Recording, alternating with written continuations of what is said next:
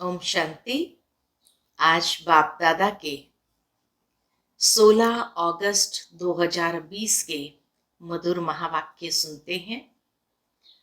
ये बाप दादा के अव्यक्त मधुर महावाक्य 7 मार्च 1986 के हैं, जिसमें शिवरात्रि के उपलक्ष्य में बाप दादा ने उसका रहस्य समझाते हुए कहा कि शिवरात्रि अर्थात बच्चों की पढ़ाई के चारों सब्जेक्ट का यादगार है। कैसे? सुनते हैं बाबा के मधुर महावाक्य। ओम शांति। मुरली का शीर्षक है पढ़ाई की चारों सब्जेक्ट का यथार्थ यादगार महाशिवरात्रि। आज ज्ञानदाता, भाग्य विधाता, सर्व शक्तियों के वरदाता, सर्व खजानों से भरपूर करने वाले भोलानाथ बाप अपने अति स्नेही सदा सहयोगी समीप बच्चों से मिलने के लिए आए हैं। यह मिलन ही सदा काल का उत्सव मनाने का यादगार बन जाता है। जो भी भिन्न भिन्न नामों से समय प्रति समय उत्सव मनाते हैं, वह सभी इस समय बाप और बच्चों के मधुर मिलन, उत्साह भरा मिलन भविष्य के लिए उत्सव के रूप में बन जाता है। इस समय आप सर्वश्रेष्ठ बच्चों का हर दिन, हर घड़ी सदा खुशी में रहने की घड़ियां व समय है।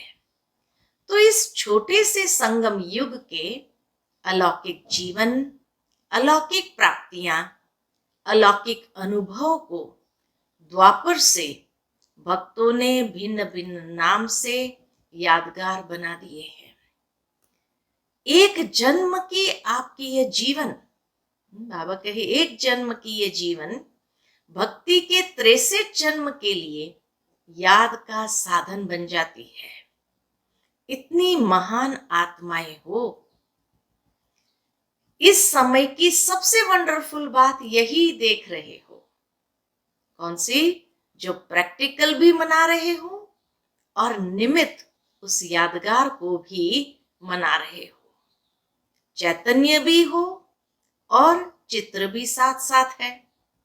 5000 वर्ष पहले हर एक ने क्या क्या प्राप्त किया, क्या बने, कैसे बने, ये 5000 वर्ष का पूरा अपना यादगार चित्र और जीवन पत्री सभी स्पष्ट रूप में जान गए हो, सुन रहे हो और देख देख हर्षित हो रहे हो कि यह हमारा ही गायन पूजन, हमारे जीवन की कथाएं वर्णन कर रहे हैं। डबल फॉरेनर्स ने अपना यादगार चित्र देखा है ना, तो चित्र को देखकर ऐसे अनुभव करते हो कि यह हमारा चित्र है। ओरिजिनल आपका चित्र तो बना नहीं सकते। भक्त लोग ओरिजिनल चित्र तो नहीं बना सकते। इसीलिए भावना पूर्वक जो भी टच हुआ वह चित्र बना दिया है। तो आज भी आप सभी महाशिवरात्रि मना रहे हो। प्रैक्टिकल शिव जयंती तो रोज ही मनाते हो। कैसे? बाबा कहे आज शिवरात्रि मना रहे हैं, लेकिन प्रैक्टिकल शिव जयंती तो रोज मनाते ही हो, क्योंकि संगम युग है ही अवतरण का दिन। संगम युग है ही अवतरण का युग, श्रेष्ठ कर्तव्य, श्रेष्ठ चरित्र करने का युग। लेकिन बेहद युग के बीच में यह यादगार दिन भी मना रहे हो। आप सबका मनाना है मिलन मनाना, और उन्हों का मनाना है आवाहन करना, उन्हों का है पुकारना। अंतर बता रहे बाबा कि भक्त क्या करते हैं और हम बच्चे किस तरह से मना रहे हैं। वो कैसे मनाते, हम कैसे मनाते। तो आप सबका मिलन मनाना और उन्हों का है आवाहन करना। इस तरीके से मनाते। इसलिए बाबा कहे आप सबका मनाना है मिलन मनाना, उन्हों का मनाना है आवाहन करना, उन्हों का है पुकारना, और आपका है पा लेना। वह कहेंगे आओ और आप कहेंगे आ गए, मिल गए। यादगार और प्रैक्टिकल में कितना रात दिन का अंतर है। वास्तव में यह दिन भोलानाथ बाप का दिन है। भोलानाथ अर्थात बिना हिसाब के अनगिनत देने वाला। भोलानाथ बाबा को क्यों कहते हैं? बिना हिसाब के अनगिनत देने वाला। वैसे जितने और उतने का हिसाब होता है, जो करेगा वह पाएगा, उतना ही पाएगा, ये हिसाब है। द्वापर से कलयुग तक तो यही हिसाब रहता है। लेकिन भोलानाथ क्यों कहते हैं? क्योंकि इस समय देने में जितने और उतने का हिसाब नहीं होता, ये बाबा नहीं रखता है। क्योंकि इस समय देने में जितने और उतने का हिसाब नहीं रखता, एक का पदम गुना हिसाब है। तो अनगिनत हो गया ना, कहाँ एक कहाँ पदम। पदम भी लास्ट शब्द है, इसलिए पदम कहते हैं। लाख करोड़ अरब खरब नील शंख पदम, तो पदम लास्ट है इसलिए कहा, नहीं तो अगर इससे आगे होता तो उससे भी आगे बाबा कहते। अनगिनत देने वाले भोले भंडारी का दिन यादगार रूप में मनाते हैं। आपको तो इतना मिला है जो अब तो भरपूर हो ही, लेकिन 21 जन्म 21 पीढ़ी सदा भरपूर रहेंगे। इतने जन्मों की गारंटी और कोई नहीं कर सकता। कितना भी कोई बड़ा दाता हो, लेकिन अनेक जन्म का भरपूर भंडारा होने की गारंटी कोई भी नहीं कर सकता। तो भोलानाथ हुआ ना, नॉलेजफुल होते भी भोला बनते हैं, इसलिए भोलानाथ कहा जाता है। वैसे तो हिसाब करने में एक एक संकल्प का भी हिसाब जान सकते हैं, लेकिन जानते हुए भी देने में भोलानाथ बनते हैं। बाबा सब हिसाब जानते हुए नॉलेजफुल है, फिर भी भोलानाथ ही बनता है। तो आप सभी भोलानाथ बाप के भोलेनाथ बच्चे हो ना। एक तरफ भोलानाथ कहते, दूसरे तरफ भरपूर भंडारी भी कहते हैं। यादगार भी देखो कितना अच्छा मनाते हैं। मनाने वालों को पता ही नहीं, लेकिन आप जानते हो। जो मुख्य इस संगम युग की पढ़ाई है, महाशिवरात्रि किस चीज का यादगार है? तो बाबा कहे संगम युग की जो पढ़ाई है, जिसके विशेष 4 सब्जेक्ट है, वह चारों ही सब्जेक्ट यादगार दिवस पर मनाते आते हैं। कैसे? पहले भी सुनाया था कि विशेष इस उत्सव का दिन बिंदु और बूंद का महत्व होता है। शिवलिंग के बीच में बिंदु होता है और ऊपर से बूंद बूंद पानी टपकता है। तो बिंदु इस समय के याद की, अर्थात याद के सब्जेक्ट की निशानी है कि बिंदु 1 बिंदु बाप को याद करना। याद में बिंदु स्थिति में ही स्थित होते हो ना, तो बिंदु याद की निशानी है, और बूंद ज्ञान की भिन्न भिन्न बूंदे। इस ज्ञान के सब्जेक्ट की निशानी बूंद के रूप में दिखाई है, क्योंकि बाबा प्रतिदिन हम बच्चों को रोज नई नई ज्ञान की बूंदे देते हैं। धारणा की निशानी इस दिन विशेष व्रत रखते हैं। तो व्रत धारण करना, धारणा में भी आप दृढ़ संकल्प करते हो, तो व्रत रखते हो कि ऐसा सहनशील व अंतर्मुख अवश्य बन के ही दिखाएंगे। तो यह व्रत धारण करते हो ना, यह व्रत धारणा की निशानी है। और सेवा की निशानी है जागरण। सेवा करते ही हो किसी को जगाने के लिए। अज्ञान नींद से जगाना, जागरण कराना, जागृति दिलाना, यही आपकी सेवा है। तो यह जागरण सेवा की निशानी है। तो बाबा कहे चारों ही सब्जेक्ट आ गई ना, लेकिन सिर्फ रूपरेखा उन्होंने स्थूल रूप में बदल दी है। गुह्य रहस्य धारण करने की दिव्य बुद्धि तो नहीं है ना। बाबा कहे उन्होंने स्थूल रूप दे दिया। क्यों? क्योंकि गुह्य रहस्य धारण करने की दिव्य बुद्धि तो है ही नहीं। भक्त बुद्धि महीन बुद्धि नहीं होती है।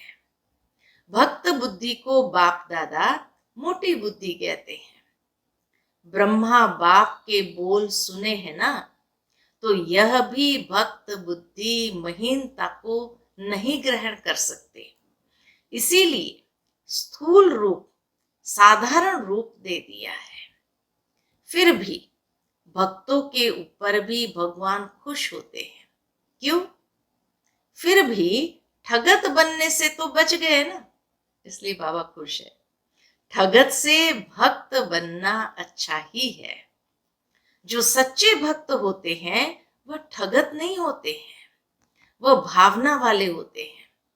और सदा ही सच्चे भक्तों की यह निशानी होगी कि जो संकल्प करेंगे उसमें दृढ़ रहेंगे। भक्तों की ये निशानी, जो संकल्प करेंगे उसमें दृढ़ रहेंगे। इसलिए भक्तों से भी बाप का स्नेह है। फिर भी आपके यादगार की द्वापर से परंपरा तो चला रहे हैं ना। और विशेष इस दिन जैसे आप लोग यहाँ संगम युग पर बार बार समर्पण समारोह मनाते हो, अलग अलग भी मनाते हो, ऐसे ही आपके इस फंक्शन का भी यादगार वो स्वयं को समर्पण नहीं करते, लेकिन बकरे को करते हैं, बलि चढ़ा देते हैं। वैसे तो बाप दादा भी हंसी में कहते हैं कि यह मैंपन का समर्पण हो। तब समर्पण अर्थात संपूर्ण बनो, बाप समान बनो। जैसे ब्रह्मा बाप ने पहला पहला कदम क्या उठाया? मैं और मेरेपन का समर्पण समारोह मनाया। किसी भी बात में मैं के बजाय सदा नेचुरल भाषा में, साधारण भाषा में भी बाप शब्द ही सुना, मैं शब्द नहीं। तो ब्रह्मा बाबा ने कभी भी अपने जीवन में मैं शब्द का प्रयोग नहीं किया। ब्रह्मा बनने के बाद कभी भी मैं ये कहता हूँ, मैं ये चाहता हूँ, ये नहीं आया। बाबा करा रहा है, बाबा चला रहा है, बाबा कहता है। जिस तरह मम्मा के लिए भी कहा जाता है कि मम्मा भी हमेशा कहती थी हुक्म ही हुक्म चलाए रहा है। प्रकाश मणि दादी भी हमेशा यही कहते थे, दादी का कहना है, दादी ये समझती है, दादी ये चाहती है, लेकिन कभी मैं शब्द का प्रयोग नहीं किया। तो ब्रह्मा बाबा ने भी कभी साधारण भाषा में भी मैं शब्द का प्रयोग नहीं किया, बाप शब्द ही सुना। मैं कर रहा हूं नहीं, बाबा करा रहा है, बाबा चला रहा है। मैं कहता हूं नहीं, बाबा कहता है। हद के कोई भी व्यक्ति या वैभव से लगाव, यह मेरापन है, तो मेरेपन को और मैंपन को समर्पण करना, इसको ही कहते हैं बलि चढ़ना। बलि चढ़ना अर्थात महाबली बनना, तो यह समर्पण होने की निशानी है। तो बनाया अच्छा है ना। भक्तों को आप भी दिल से शाबाश तो देते हो ना, फिर भी आप सबके भक्त हैं। ऐसे आता है ना कि हमारे भक्त हैं, या समझते हो कि ये बाप दादा का भक्त है। बाप के भी है, आपके भी है। जैसे कहते हो हमारा राज्य आने वाला है, तो तख्त पर तो बाबा कहे एक ही बैठेंगे, तख्त पर तो एक लक्ष्मी नारायण बैठेंगे, एक समय पर तो एक ही तख्त नशीन होंगे ना। लेकिन फिर भी आप लोग क्या कहेंगे? आधा कल्प हमारा राज्य है। ऐसे नहीं कहते कि लक्ष्मी नारायण का राज्य है, हमारा कहेंगे ना। ऐसे ही जो बाप के भक्त व आपके भी भक्त है, साक्षी होकर देखो तो बहुत मजा आएगा। हम क्या कर रहे हैं और हमारे भक्त क्या कर रहे हैं, प्रैक्टिकल क्या है और यादगार क्या है। फिर भी बाप दादा भक्तों को एक बात की आफरीन देते हैं। बाबा कहे, आफरीन किस बात की देते हैं? किसी भी रूप से भारत में व हर देश में उत्साह की लहर फैलाने के लिए उत्सव बनाए तो अच्छे है ना। एक दिन के लिए हो, लेकिन उत्साह की लहर तो फैल जाती है ना, इसलिए उत्सव कहते हैं। फिर भी अल्पकाल के लिए विशेष रूप से बाप के तरफ मेजॉरिटी का अटेंशन तो जाता है ना। तो सुना शिवरात्रि का महत्व क्या है? तो बाबा कहे, यह तो है दिन का महत्व, लेकिन आपको क्या करना है? विशेष दिन पर क्या विशेष करेंगे? झंडा लहरेगा वह तो देखेंगे, पिकनिक करेंगे, गीत गाएंगे, बस यही करेंगे। मनाना तो अच्छा है, आए ही हो मौज करने के लिए। लेकिन बाबा क्या चाहते हैं? आजकल तो व्रत भी लेते हैं और फिर छोड़ भी देते हैं। जैसे भक्ति में कोई सदाकाल के लिए व्रत लेता है और कोई में हिम्मत नहीं होती है, बाबा कहे कोई में हिम्मत नहीं होती है, तो 1 मास के लिए, 1 दिन के लिए या थोड़े समय के लिए लेते हैं, फिर ये व्रत छोड़ देते हैं। आप तो ऐसे नहीं करते हो ना।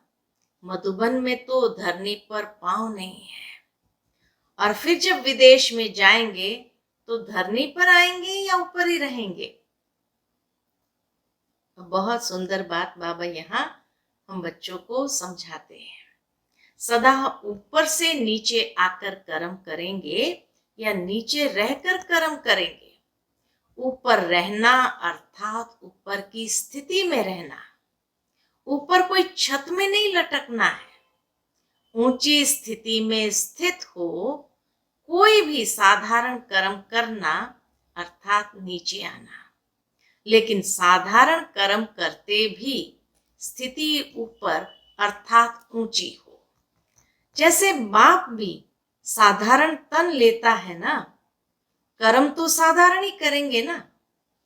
जैसे आप लोग बोलेंगे वैसे ही बोलेंगे, वैसे ही चलेंगे। तो कर्म साधारण है, तन ही साधारण है, लेकिन साधारण कर्म करते भी स्थिति ऊंची है। हाँ, बाबा कहे साधारण कर्म करते भी स्थिति ऊंची रहती है। ऐसे आपकी भी स्थिति सदा ऊंची हो, हाँ, ये बाबा की चाहना है। जैसे आज के दिन को अवतरण का दिन कहते हो ना, तो रोज अमृत वेले ऐसे ही सोचो कि निंद्रा से नहीं, शांति धाम से कर्म करने के लिए अवतरित हुए हैं, और रात को कर्म करके शांति धाम में चले जाओ। तो अवतार अवतरित होते ही है श्रेष्ठ कर्म करने के लिए। उनको जन्म नहीं कहते हैं, अवतरण कहते हैं। ऊपर की स्थिति से नीचे आते हैं, यह है अवतरण। तो ऐसी स्थिति में रहकर कर्म करने से साधारण कर्म भी अलौकिक कर्म में बदल जाता है। जैसे दूसरे लोग भी भोजन खाते हैं, मिसाल देते हैं बाबा कि दूसरे लोग भी भोजन खाते हैं और आप कहते हो ब्रह्मा भोजन खाते हैं। फर्क हो गया ना। चलते हो, लेकिन आप फरिश्तों की चाल चलते हैं, डबल लाइट स्थिति में चलते। तो अलौकिक चाल, अलौकिक कर्म हो गया। तो सिर्फ आज का दिन अवतरण का दिन नहीं, लेकिन संगम युग ही अवतरण दिवस है। हर दिवस अवतरण दिवस है। आज के दिन मुबारक तो चारों ओर से बाप दादा के साथ साथ सबको भी आ रही है। बाप दादा सभी बच्चों को मुबारक की रिस्पॉन्ड में अनगिनत मुबारक दे रहे हैं। पहली मुबारक, देखो कितनी मुबारक बाबा देते हैं। पहली मुबारक सभी बच्चों को बाप को पहचानने की विशेषता की मुबारक। दूसरी, बाप के सदा वर्षे के अधिकारी बनने की मुबारक। तीसरी, सदा अपने श्रेष्ठ हीरे तुल्य ब्राह्मण जीवन की मुबारक। चौथी, सदा बाप समान अथक बेहद के सेवाधारी बनने की मुबारक। पांचवी मुबारक, सदा बाप समान फरिश्ता सो देवता बनने के दृढ़ संकल्प श्रेष्ठ कर्म की मुबारक। ऐसे तो मुबारक बहुत है, हर कदम की मुबारक है, हर घड़ी की मुबारक है, हर संकल्प की मुबारक है। आप लोग बाप दादा को मुबारक देते हो, लेकिन बाप दादा कहते हैं पहले आप। अगर बच्चे नहीं होते तो बाप कौन कहता? बच्चे ही बाप को बाप कहते हैं। इसीलिए पहले बच्चों को मुबारक, तब बाप कहेगा हाँ मैं बाप हूं, तो मुबारक स्वीकार हो। आप सब बर्थडे का गीत गाते हो ना, हैप्पी बर्थडे टू यू। बाप दादा भी कहते हैं happy birthday to you. Birthday की मुबारक तो बच्चों ने बाप को दी, बाप ने बच्चों को दी, और मुबारक से ही पल रहे हो। बाबा कहे मुबारक से ही पल रहे हो। आप सबकी पालना ही क्या है? बाप की परिवार की बधाइयों से ही पल रहे हो। बाप की परिवार की बधाइयों से ही पल रहे हो। बधाइयों से ही नाचते गाते पलते उड़ते जा रहे हो। ये पालना भी वंडरफुल है। एक दो को हर घड़ी क्या देते हो? बधाइयां हैं, और यही पालना की विधि है। कोई कैसा भी है, वह तो बाप दादा भी जानते हैं, आप भी जानते हो कि नंबरवार तो होंगे ही। सभी बाबा के बच्चे एक जैसे तो है नहीं, हर एक के संस्कार अपने अपने हैं। अगर नंबरवार नहीं बनते फिर तो सतयुग में कम से कम 1.5 लाख तख्त बनाने पड़े, क्योंकि उस समय तक 1.5 लाख की संख्या हुई थी ब्राह्मणों की। तो बाबा कहे फिर तो अगर नंबरवार नहीं होते तो सारे को तख्तदारी बनाना पड़े। इसीलिए नंबरवार तो होने ही है। संख्या अभी 1.5 लाख तक पहुंची है ना, तो इतने तख्त बनाने पड़े, लेकिन बनना एक ही है। बाकी साथी बनने हैं, रॉयल फैमिली बननी है। मुख्य विश्व महाराजन तो एक ही बनेगा ना।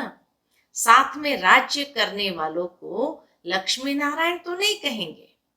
नंबर भी बदली हो गया। पहले जन्म वाले को पहला नंबर लक्ष्मी नारायण, फिर सेकंड नंबर लक्ष्मी नारायण तो बदल गया ना।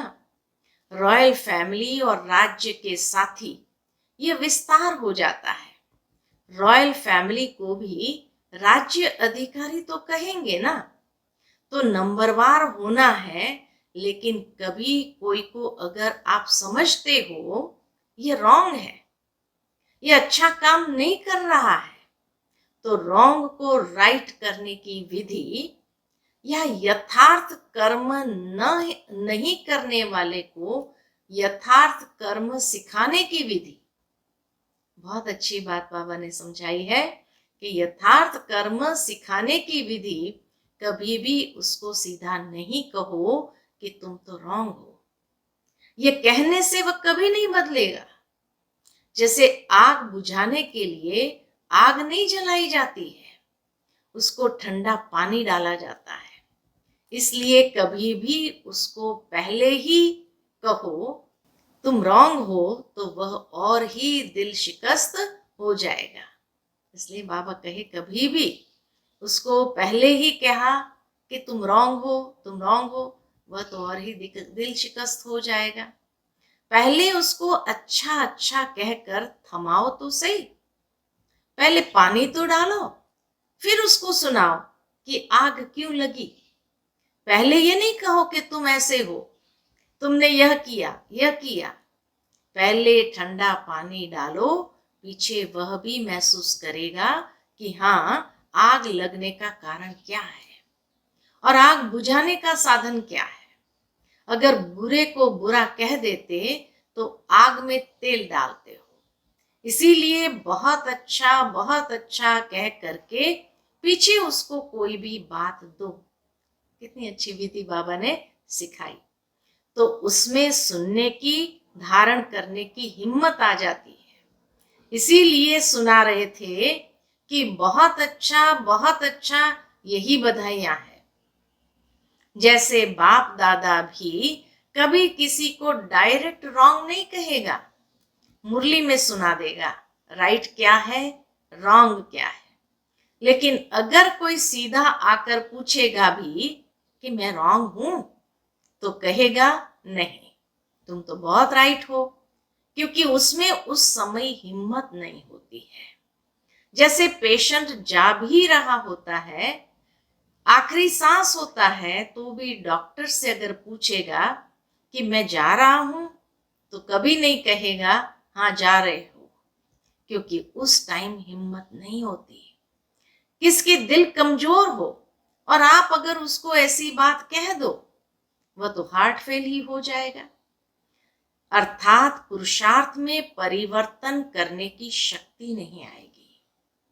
तो संगम युग है ही बधाइयों से वृद्धि को पाने का युग। यह बधाइयां ही श्रेष्ठ पालना है।